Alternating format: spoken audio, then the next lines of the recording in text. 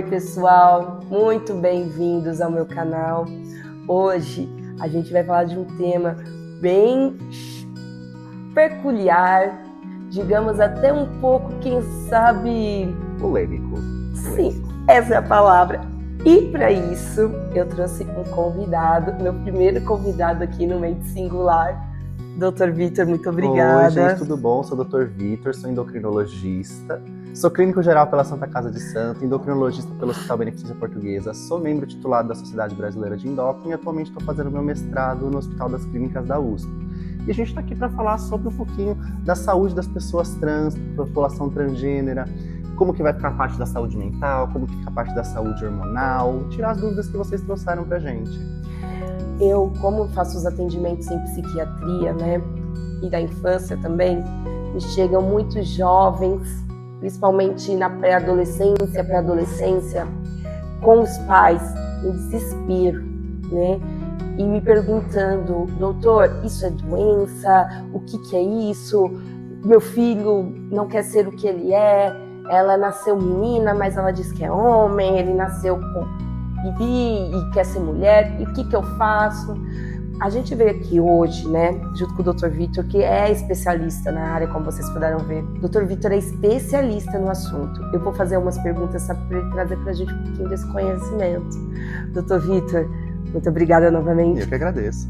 Vamos falar um pouquinho sobre disforia de gênero, transexualidade, afins. Você consegue explicar um pouco pra gente? Primeiramente, a gente tem que entender, né, o que é ser transgênero. O que é gênero? Gênero é como a pessoa se entende, como ela se enxerga, como ela se vê. Ela se vê como um homem, ela se vê como uma mulher, ela se vê como uma outra pessoa.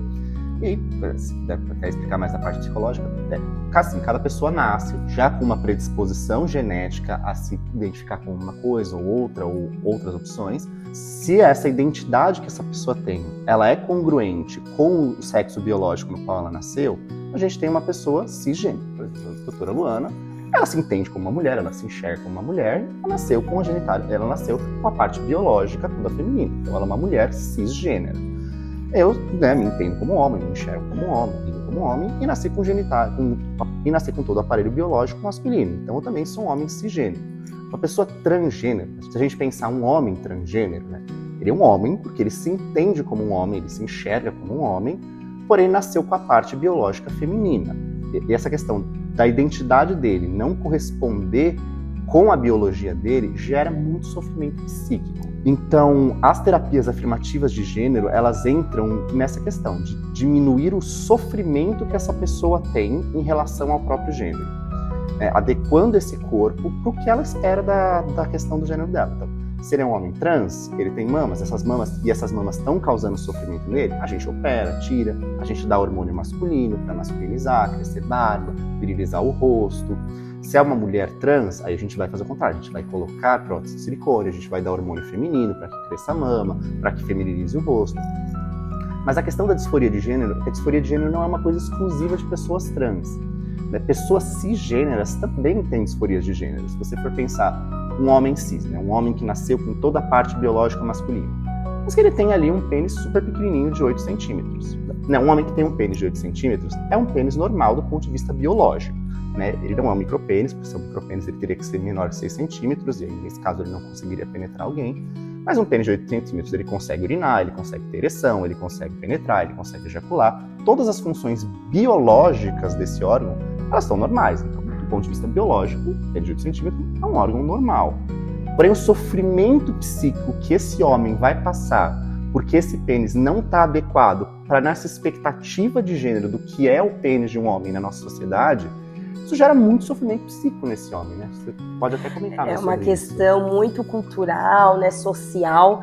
A psiquiatria, a nossa saúde mental, ela está inserida nesse meio. Não tem como a gente falar de psiquiatria, saúde mental, sem falar de sociedade, sem falar de estrutura social, comunidade. Aí eu acho que entra muito do machismo, feminismo e afins, que a gente não vai entrar neste vídeo porque é um outro papo, mas a gente pode trazer em outro vídeo, porque eu adoro falar sobre.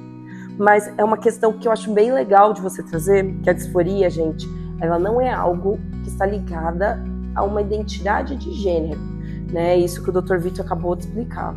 A disforia, do ponto de vista psiquiátrico, ela pode estar ali em qualquer idade. Às vezes uma criança muito pequena, ela já apresenta sinais de disforia de gênero, e que são, né, os sinais mais clássicos. É aquela criança ou adolescente que não quer usar roupa daquele gênero que ela nasceu, né? É aquela criança que ela não se identifica com aquele corpo, que ela já fala, eu não gosto, que nem o Vitor falou, da minha mama, para as meninas ou para os meninos que são trans, vamos dizer, que tem a disforia, que não quer o pênis. É aquela criança que não se adapta às brincadeiras ditas como da gênero que ele nasce, que ele é pertencente, né? Os meninos é até uma coisa interessante, que tem aquela questão das brincadeiras mais agressivas. Aí pode ter um menininho que tá com os amigos, mas ele não quer brigar, ele não quer brincar de porrada. E os pais trazem até uma questão cultural, né, e preconceituosa, que a gente tem muito preconceito, né, em todos os aspectos, mas isso também tem. Eles não procuram a gente, geralmente, quando eles são muito pequenininhos.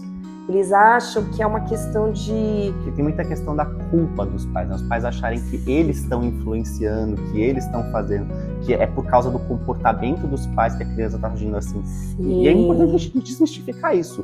Não é culpa dos pais, é uma questão totalmente genética. A criança já é assim, independente do que o pai vai fazer, não vai fazer. Se a gente for pegar, por exemplo, uma criança que não é trans, né? Você pode pegar um menino que não é trans, um menino que não é gay, que não é nenhuma sigla do LGBT, um menino cis hétero.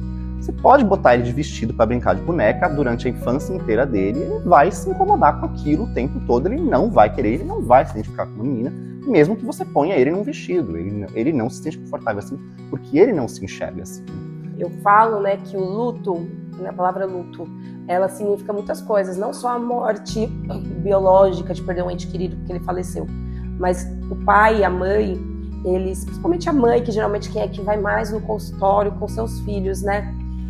Eles vêm com o luto de tipo, meu filho, eu planejei uma criança, nasceu um menino e hoje falou que é menina, hoje eu vejo que não é, mesmo colocando. Às vezes isso se torna até uma forma violenta com a criança e com o adolescente, porque ele tá lá, nasceu menino, mas ele quer andar de sapato de salto numa brincadeira que pra ele é besteira. Isso pode acontecer e não ser disforia também, tá?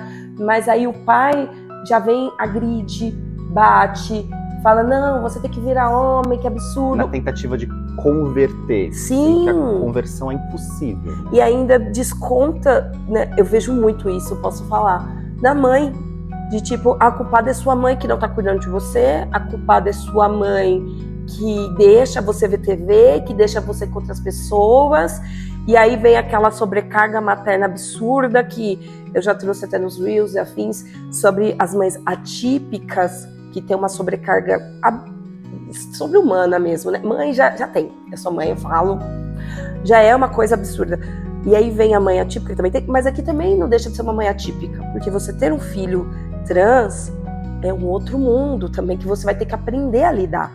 E às vezes você também vai sofrer preconceito, muito. Né? Ela é o preconceito de ser a mãe da criança trans. Exato, e ninguém olha para essa pessoa, e às vezes é dentro de casa, pelo marido, pelos avós, pelos tios, pelos primos, o vizinho, e ninguém olha, e aquela criança vai crescendo num ambiente tão tóxico, porque ela se sente de um jeito, né? E ela não pode se abrir, que aí chega muitos adolescentes para mim se cortando em quadros depressivos, em quadros ansiosos graves, pacientes com tentativas de suicídio múltiplas. As taxas de depressão e suicídio na população trans 10 a 17 vezes maiores do que a população não trans.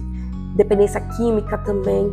Quantas pessoas se usam disso de um recurso, que é o que tem, porque a gente ainda vê... Não tem acesso, não tem recurso, não consegue o acompanhamento médico, não consegue entender, não tem acesso a um cuidado psiquiátrico, psicológico adequado, então a droga acaba entrando como uma válvula de escape. Exato, e a gente perde muitos jovens, e é triste, e adultos também.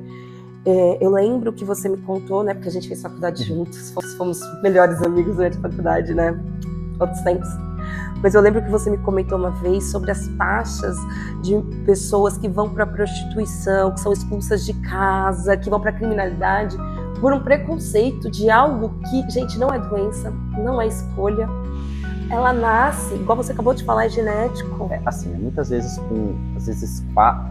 muitas vezes com 4, 5 anos de idade, a criança já começa a demonstrar que, olha, ela não está se sentindo bem com aquele gênero, mas não é que necessariamente que ela vai ser uma pessoa trans, tem muitas outras possibilidades. Às vezes pode ser que ela vai só ser gay, ou vai ser lésbica, ou pode ser só realmente um menino que quer brincar de boneca e ele vai ser um menino hétero quando ele for adulto. Tá tudo bem, gente. Não é uma coisa, assim, é importante ter a avaliação de um profissional, não é porque uma criança teve uma brincadeira com uma coisa de outro gênero que ela necessariamente já é trans, já tem que fazer todo um... Não, calma, às vezes é só uma criança brincando, tem que ter uma avaliação mais completa. Mas é isso, aí ela já começa desde muito pequena já mostrar, já começa esse desconforto familiar. Muitas vezes as famílias não dão conta da violência psicológica que a própria família está sofrendo por causa disso. Essa família acaba expulsando essa criança de casa, muitas vezes na fase da adolescência, 12, 13 anos. Normalmente, quando essa criança ela entra na adolescência e começa a ter ação dos hormônios sexuais, né, a testosterona começa a agir, virilizando uns, o estrogênio começa a feminilizar outros, aí essa disforia fica mais intensa. E durante a infância, todas elas têm corpo de criança. Criança tem corpo de criança, criança não tem hormônios sexuais, ela só tem hormônios de criança, tem hormônios de crescimento que são próprios do corpo da criança. Mas na puberdade, na adolescência, aí a gente começa a desenvolver os caracteres sexuais secundários, começa a desenvolver as aparências, e esse desenvolvimento piora muito a saúde mental dessas pessoas, porque aí realmente essa disforia começa a ficar mais intensa, porque esse corpo começa a ficar cada vez menos próximo do que como ela se enxerga. E isso vai aumentar a violência na família, né? Isso aumenta o preconceito que a família vai sofrer também, porque ela não vai conseguir esconder tão bem durante a adolescência, porque ela não vai querer. Acaba um ponto que a família põe pra rua, e aí com 12, 13 anos, principalmente falando das meninas, qual que é a possibilidade que essas meninas com 12, 13 anos têm para, sem às vezes conseguir ter terminado a escola, porque na escola elas também sofrem violência, elas não conseguem permanecer na escola por causa da violência que elas passam. O que sobra é morar na rua e sobreviver como dá. Seja no crime, seja na prostituição. Exato, isso que eu ia falar. E aí aumenta o risco, né, de doenças. Como a gente fala, né, saúde mental, com todas essas características, porque ainda, né, a grande parcela do nosso país também é de uma renda muito baixa, de uma escolaridade muito baixa, isso vai piorando muito. Não é uma questão, às vezes, de escolaridade, é uma questão da pessoa, entender sobre o assunto. Tem gente que tem uma escolaridade mais baixa, mas que tem ali um convívio com a comunidade LGBT, que tem acesso a instruções sobre o que é identidade de gênero, o que é sexualidade. Às vezes a pessoa está numa condição social mais alta, mas ela não tem ali o acesso, às vezes não tem a abertura, a disposição para querer aprender sobre o assunto. É o preconceito, né? Preconceito em todas as faixas. Preconceito é uma erva daninha, uma doença. Isso é a doença, na realidade, né? E o que nós, né, a gente explicou um pouco sobre essa questão. A gente sabe que políticas públicas é muito pouco, quase não tem, né? A gente tem algumas, mas profissionais, enfim, não tem. Então, a grande maioria das pessoas que dão suporte, que vão procurar os serviços, acaba vindo para médicos, psicólogos gerais. E quais são as orientações iniciais? O Dr. Vitor deixou claro, criança é criança, gente. A gente não vai pegar uma criancinha de 4 anos só porque nasceu um menino, mas ele gosta de brincar de cozinha e vai falar, não, vamos... É trans. Trans, vamos dar remédio. Não, até porque tem homens héteros que cozinham, que são cabeleireiros, que têm profissões que, teoricamente, na questão popular, né, que as pessoas acham que é uma profissão feminina e vice-versa. Mas a gente sempre a acompanha. Eu acho muito importante você, como pai, como a mãe, que tá vendo que seu filho tá tendo um crescimento, que ele tá apresentando alguns traços, algumas características que você tá falando, tem algo diferente, procura uma ajuda. Toda pessoa com disforia de gênero precisa de um acompanhamento psicológico, porque temos que entender essa cabecinha. O que está passando, até pra gente fazer um diagnóstico realmente, se há uma disforia, se é transexual ou não. Quando, né, a gente tem que fazer esse acompanhamento que entra nesse acompanhamento de saúde mental. Psiquiatra, psicólogo, assistente social também, porque a gente tem que entender o ambiente que ele está, a família.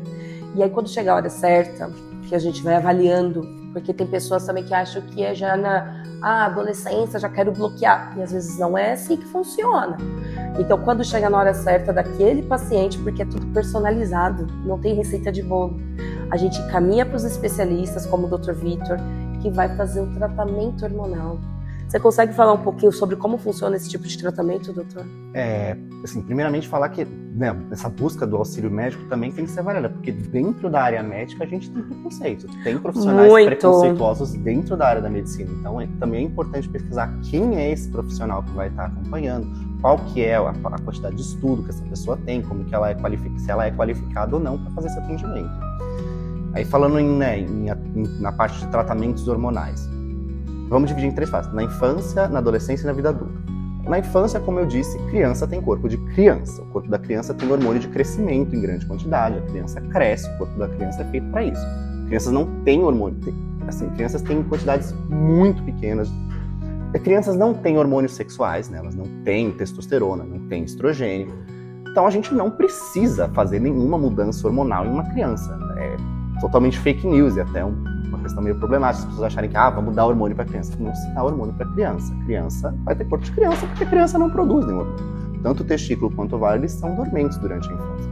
Então, na infância, o tratamento principal é a questão social. É deixar a criança se expressar como ela quer se expressar, respeitar o nome que ela escolhe para ela, entender o sofrimento psíquico que a família está passando e trazer o apoio social, o apoio financeiro, o apoio social, o apoio psíquico que essa família vai estar precisando para essa família lidar com esse preconceito, para que essa família consiga acolher essa criança, fortalecer essa criança, né? A família, ela é o ponto principal da saúde da criança. Com certeza. Nós somos adultos, como vai ser a gente, nossa personalidade, como a gente vai lidar com as coisas, dependendo de como a gente foi criado de pequeno. Existe aquela coisa, né, que o pessoal até fala, Freud explica, aquela piadinha, né, que é culpa da mãe. Não é bem assim, a culpa é da mãe. Porém, na nossa primeira infância, com o ambiente familiar de casa, escolar, vizinhos, redes de apoios e afins, aí vai ser moldado quem somos nós. E se vai ter, por exemplo, futuramente um transtorno de personalidade, alguma tendência para alguma outra questão, uma patologia, afins. Então, é necessário esse acompanhamento. E eu acho legal falar até que às vezes até financeiro. Às vezes chega para o serviço nosso. Eu falo porque existe aqui, né? Eu falo de Guarulhos, por exemplo, de onde eu estou, né? O Vitor é de São Paulo. A gente tem um ambulatório pró-trans aqui. E uma das aulas que eu fui e afins para conhecer um pouco do serviço, eles falavam da questão que chegava pessoas tão vulneráveis que não conseguem chegar ao serviço para fazer um acompanhamento.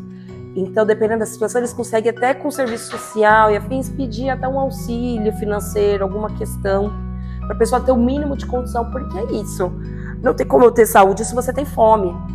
Então, saúde mental, gente, não é dar remédio. Tem pessoas que acham que é só tomar um comprimidinho de 8 em 8 horas, que o psiquiatra prescreveu, e um psicólogo uma vez por semana. Não, é um aglomerado de coisas, e começa desde que a gente nasceu. E a gente vai colhendo, né, o que a gente planta lá atrás. Então, essa é uma questão importante da gente pensar. Falando agora da segunda fase, na puberdade, quando os hormônios sexuais começam a atuar. Então, é uma coisa que ainda está em protocolo de estudo, não é uma coisa que pode ser feita em todos os serviços, né? São centros de referência que podem estar fazendo essa prescrição. O que a gente faz durante a puberdade? A gente bloqueia a puberdade, não deixa essa criança, esse adolescente, desenvolver os caracteres sexuais que ele ia desenvolver. Então, não deixa a testosterona agir, não deixa o estrogênio agir. A gente não dá hormônios, a gente bloqueia os hormônios até a fase adulta, de acordo com a nova regulamentação do CRM, né? A gente vai segurar essa puberdade até a vida adulta. Durante a vida adulta, aí a gente vai poder fazer o tratamento de hormonização cruzada. A gente vai pegar para as meninas trans, né? Meninas trans que nasceram com o corpo biologicamente masculino, a gente vai dar os hormônios femininos para ela, para feminilizar ela. E para os meninos trans que nasceram com o corpo biologicamente feminino, mas são homens, a gente vai dar o hormônio masculino para masculinizar eles, para diminuir esse sofrimento. Tem que lembrar que... E aí a gente pode associar junto, né, tratamentos cirúrgicos, colocação de prótese mamária, mastectomia, cirurgias genitálias. De novo, se isso for uma questão para a pessoa, a gente não precisa adequar o corpo de ninguém a nada. A gente, enquanto médico, a gente trata o sofrimento humano.